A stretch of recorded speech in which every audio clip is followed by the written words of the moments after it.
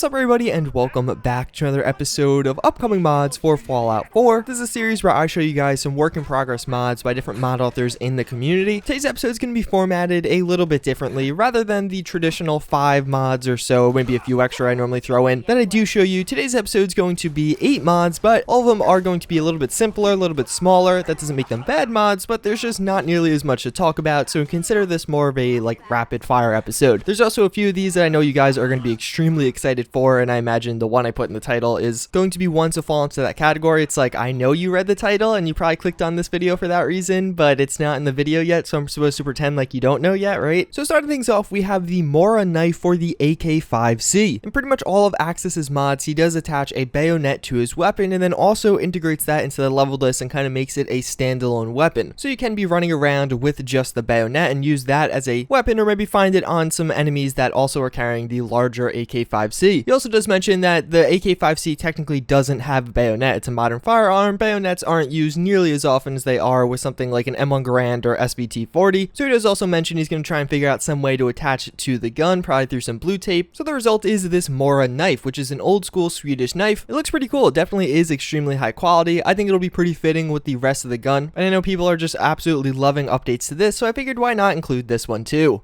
So we have some further updates to the police uniform I did show you over the past few weeks, and the mod actually did get released. But originally it only had a police officer uniform as well as a SWAT uniform, and since then we've been getting a ton of updates to it. This update has me really excited. So more or less what it seems like is the police officer uniform is getting accessories. That being with kind of the belt with the gun and radio in it. I really like this. I think it just adds a nice extra layer to the uniform, but the part of this that actually I am even a bit more excited for is the tactical vest, or what he's calling the police armor. I just think this looks really badass. I think this is what I could imagine on Diamond City Security, maybe with a few extra tweaks, but this would be a great replacer, and it just has a much more tactical feel. I feel like this is going to be something that a lot of people are just going to want to use. Maybe you're role-playing as a cop, or you just want your companion to be a cop, or maybe you'll assign some security around your settlement and give them all this uniform. There's a lot of possibilities with this one, and it's something we don't have too much of already, so I think a lot of people will really enjoy it.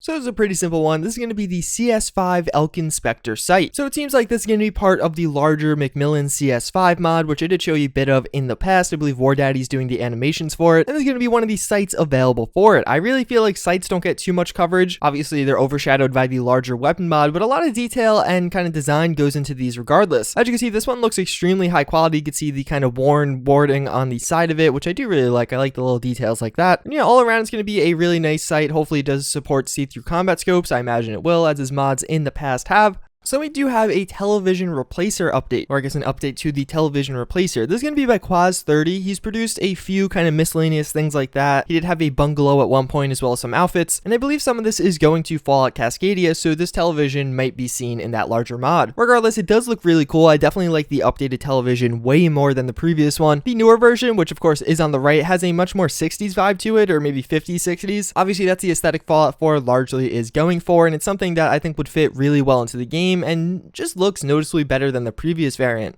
So we have some further updates to the KRAKEN, or what has been named the KRAKEN. Previously it was the Enclave jump ship as part of We Are the Enclave, a larger mod aiming to add in the Enclave back into Fallout 4 and some quests to go along with them. A lot of people last time said it looked like a bug and everything about the design was horrible, etc, etc. That'd be a slight exaggeration, but some people definitely said that. So now we do have this updated variant, which some minor visual changes. I know the propellers are gone, the little bug bulb eyes on the sides are gone. I think a lot of people are going to like this a lot more. And then of course it did get a name, which is the KRAKEN. It's going to be an Enclave dropship, so probably dropping off the Enclave in different locations like a vertibird does.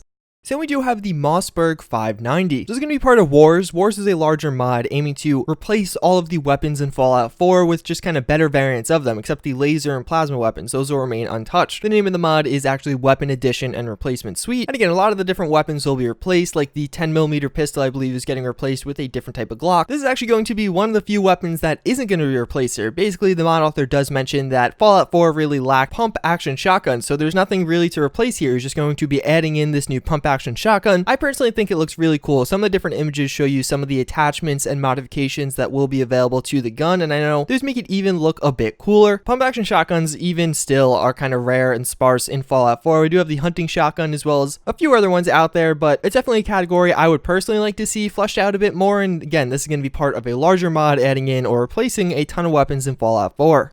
So that sounds pretty cool. We have, I think, what is going to be the announcement of a new mod, or 2 new mods really. That's going to be the M1912 by Kovadanka. Kovadanka has produced a ton of pistol mods for Fallout 4. You probably have at least some of his mods downloaded right now. If you guys do remember, I showed you a ton of updates to this weapon back in March. All the different attachments were made, although he does mention that he's had a ton of problems integrating the attachments in game, and hence that is why we've had a delay since March. All around though, it's looking really good. I'm happy to see that progress is still being made, because I feel like too often mods are abandoned in the development process, and especially at pretty late cycles. But even further, we have kind of an Easter egg or extra treat with it. He also is working on a C96 Mauser pistol. We just give some details. Basically, it's going to have an 8-round clip, a 10-round clip, a 20-round mag, a stock, and an ability to turn it into a fully automatic pistol. Both of these guns are looking really promising, and I don't know, I just think it looks really cool. They both have a kind of very unique and distinctive vibe about them, and it's kind of something that stands out from the traditional M1911 and then 5 clones about it that we do have right now in Fallout 4 pistols.